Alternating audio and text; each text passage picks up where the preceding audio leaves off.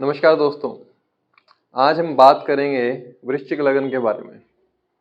सबसे पहले तो आपके लिए एक बात कहना चाहूँगा कि डर ने इतना डराया कि डर डर से डरना भूल गया। अर्थात काफी समय से सुनते आ रहे हैं कि वृश्चिक लगन का ये, वृश्चिक लगन का वो, वृश्चिक लगन का ये, लेकिन ऐसा हुआ नहीं। क्यों नहीं हुआ? सबकी अपनी अपनी कुंडली है, सबके अपने अपने योग हैं। गोचर कुछ प्रभाव देता है, कुछ प्रभाव नहीं देता है, लेकिन गोचर में भी कभी कभी ऐसे योग बनते हैं जो सबको प्रभाव देते हैं।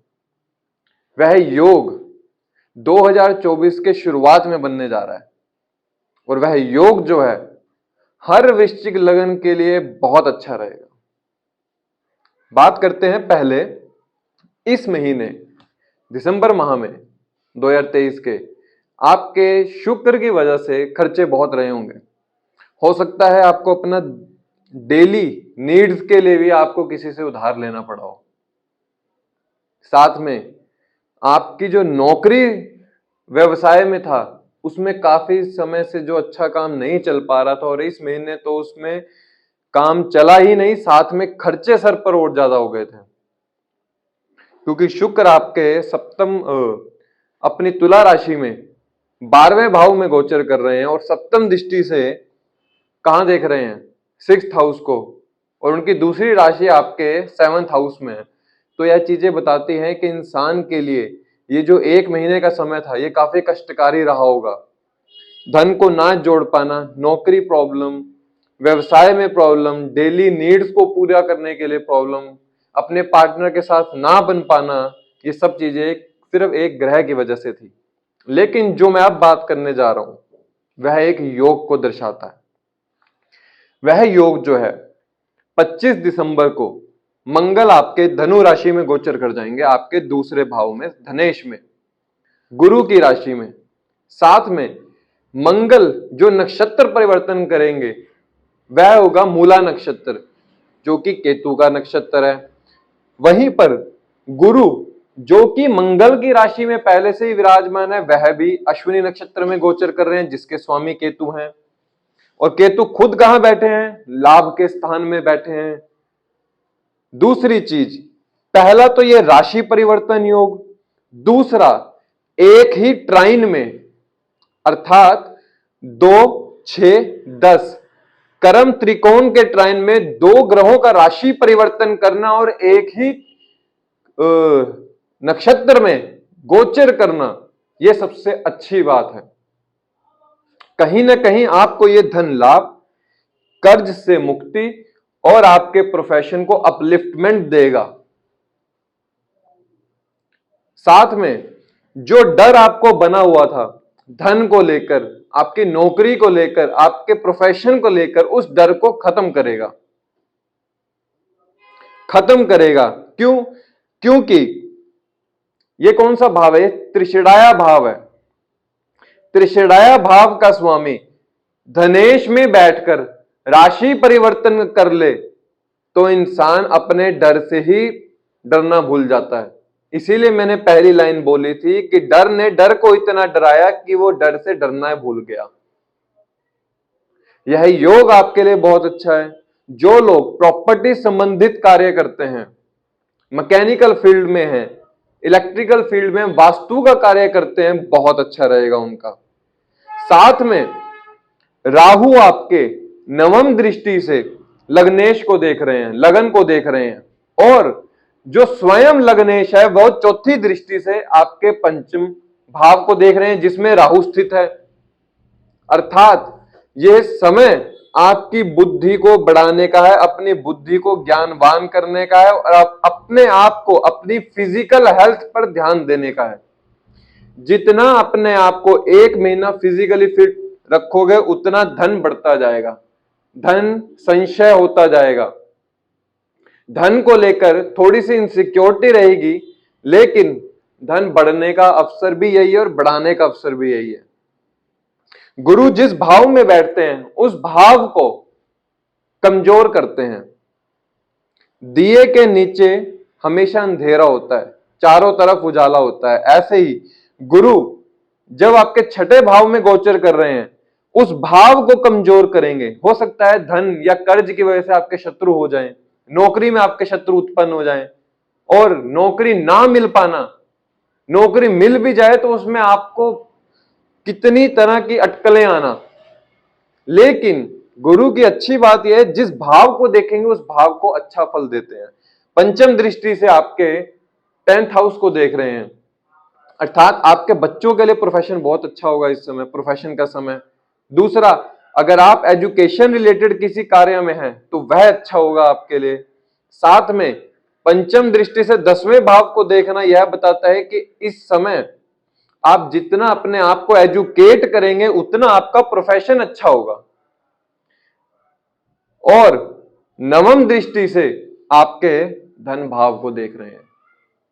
नवम दृष्टि अर्थात पिता द्वारा आपको धन की पूर्ति होगी, धर्म कर्म में जुड़े रहेंगे, अपने एथिक्स, अपने मॉरल्स लाइफ में टिके रहेंगे, उतना आपका धन बढ़ता जाएगा।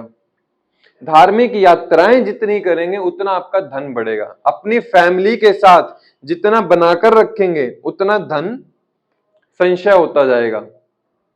और मंगल जो कि चौथी दृष्टि से आपके पंचम भाव को देख रहे हैं, वह क्या बता रहे हैं?